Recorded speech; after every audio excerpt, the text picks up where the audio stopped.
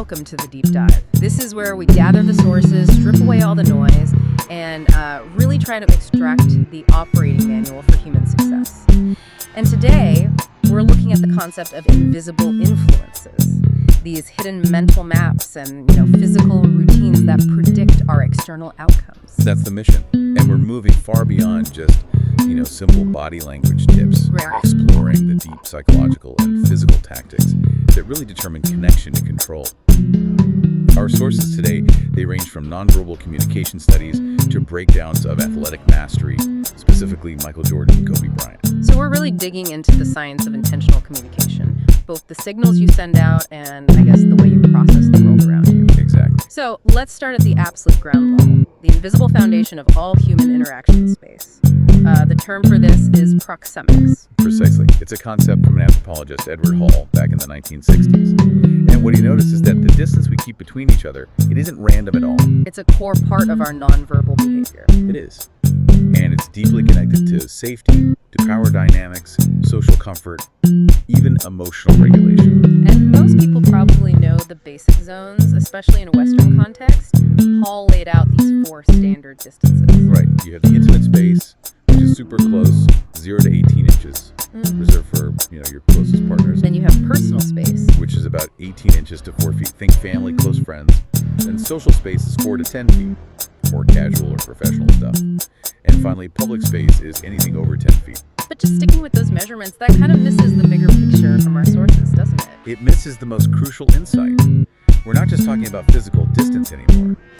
We need to introduce this conceptual upgrade, which is called cognitive proxemics. Okay, cognitive proxemics. Break that down for us. What does that actually mean? It's the sub-branch that looks at how your mental construction of space, how you imagine it, how you represent it in your head, actually influences your observable behavior.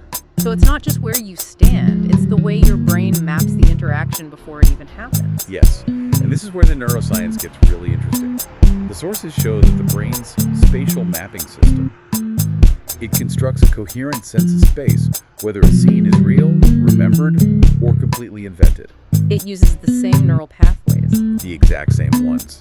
Structures like the hippocampus are firing, whether you're physically in a location or just vividly imagining it. So wait, if I'm internally mapping out an upcoming negotiation where I feel threatened, or I'm anticipating someone being aggressive, my brain is basically preloading that entire scenario. It's preloading it. The mental distance you create in your mind, that intentional closeness or distance, profoundly influences how your body is going to behave in the real world. You could call it a kind of neurological priming. That's the perfect term for it. If you're getting ready for a big conversation, just rehearsing your lines is not enough. A cognitive proxemics approach would be to mentally simulate the entire environment. The room where you're sitting, the distance between you. All of it. And you intentionally project a sense of calm, of controlled proximity in that simulation. It lets you practice a desired nonverbal response long before the meeting even starts. It's the invisible prep work that determines whether you walk in with confidence or with, hesitation, which is a perfect bridge to mastering the visible nonverbal signals. And we really have to emphasize how much weight these signals carry. The data is pretty consistent on this. Up to 65% of all meaning is communicated nonverbally. And here's the critical part. When what you say conflicts with what your body is doing, we always believe the body. Always. If you say, I'm excited about this project, but you're slumped over, avoiding eye contact, nobody's buying it. The body language is more believable every time. Which brings us to that core principle of persuasive communication, alignment. Your nonverbal signals have to match your verbal message. If you want to convey power, you need a confident posture. If you want to convey trust, you keep your hands visible. It signals transparency, an authentic smile, one that actually crinkles the eyes, that connects instantly. And that focus on alignment, it allows you to build rapport. And maybe the most powerful tool for that is the subtle art of mirroring. Mirroring is not about mocking someone. It's about synchronized movement. It's actually a natural human tendency. We do it all the time without thinking, matching someone's walking pace, their breathing. But the sources say you can use this strategically.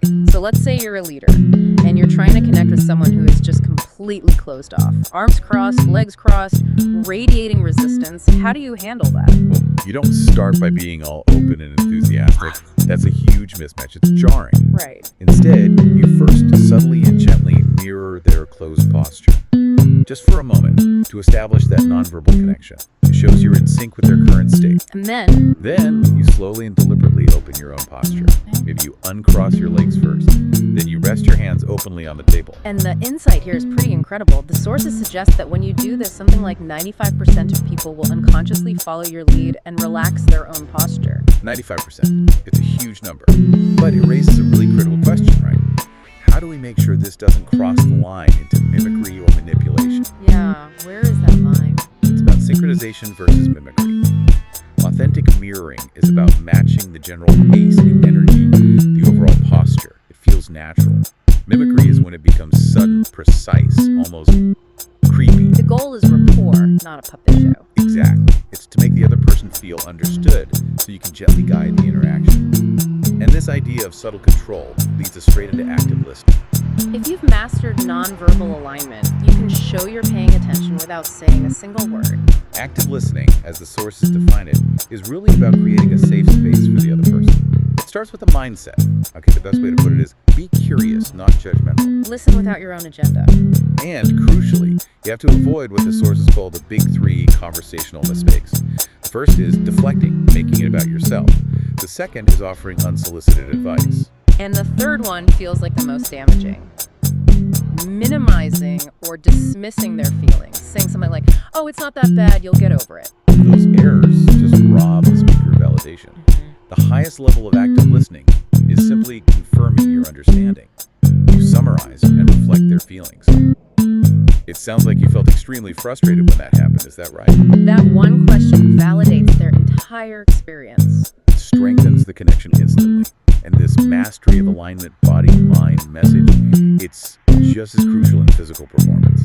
Let's transition from social alignment to physical mastery, because in that world, concealing your intent is the ultimate weapon. Absolutely. Few people understood this better than Bruce Lee. His whole philosophy is deeply emphasized what he calls non-telegraphic. Meaning you don't give away your move before you make it? Exactly. If an attack starts with a visible twitch in the shoulder or the hip, you've telegraphed it. You've given your opponent a tell.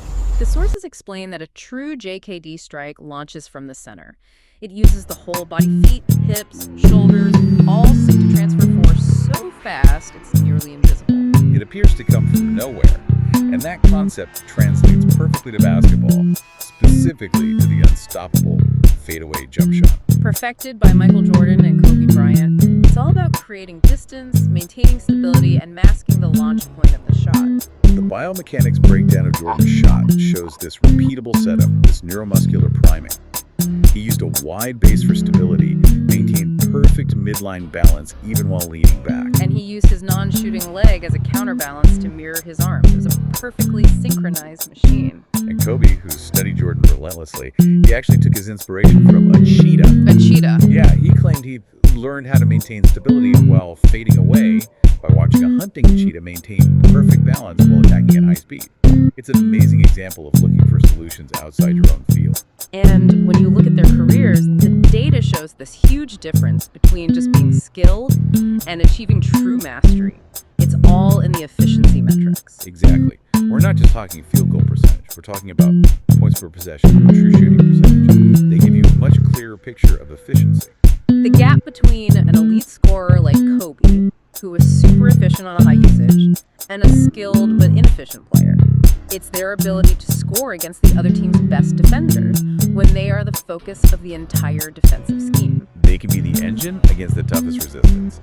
And their mental blueprints for this were completely different. Kobe consciously created the Black Mamba alter ego, designed the Mamba mentality around obsession, process, and constant self-improvement. Jordan, on the other hand, was just pathologically competitive. The sources say he would literally make up slights to fuel his motivation. He saw everyone as an obstacle. One was internal mastery. The other was all about external conflict.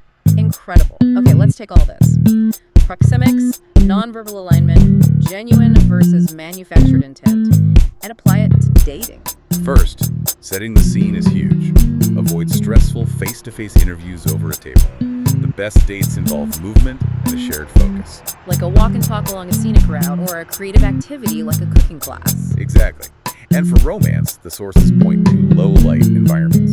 Stargazing near a new moon is apparently ideal. And using this nonverbal knowledge is so important for decoding someone's real intent, especially when you're trying to distinguish between genuine interest and love bombing. Right. Love bombing is a major red flag. It's defined by its intensity, but more importantly, by its inconsistency. It's an attempt to gain control. How so? By overwhelming you with affection, fast-forwarding intimacy with talks of commitment way too early, and then following those emotional highs with sudden, confusing coldness. That inconsistency is the tell. It creates dependency. Genuine affection, on the other hand, is consistent. It's dependable. It respects the natural pace of things. Genuine interest nurtures a relationship without pressure. It feels secure. Love bombing feels intoxicating at first, but ultimately it feels unstable. Finally, let's talk about the hidden glue of long-term connection. Humor. The sources call it the WD-40 for tension. It creates resilience. It diffuses arguments. It turns chaotic moments, a burnt dinner, a disastrous DIY project, into shared bonding experiences. And the sources are specific here. It's not about telling rehearsed jokes. They say that's a sign you're probably not funny. Right.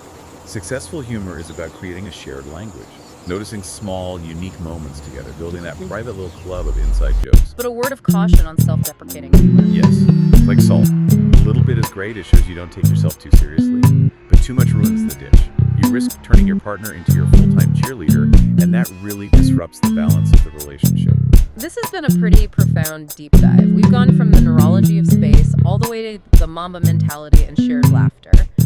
The core idea, whether you're trying to win a contract or build a connection, it's alignment. It's all alignment.